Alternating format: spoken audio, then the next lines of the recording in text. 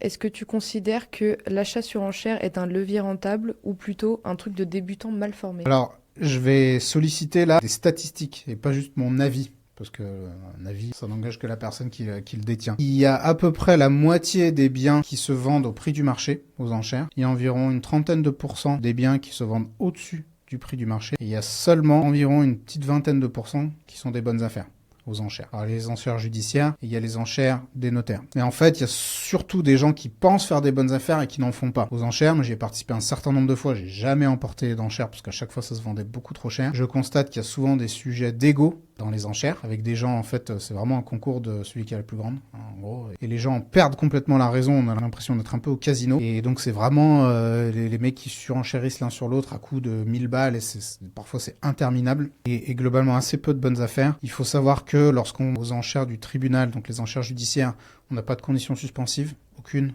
Pas de conditions de financement ni autre, donc c'est souvent porter un risque qui est considérable, et certainement que pour des débutants, c'est une extrêmement mauvaise idée.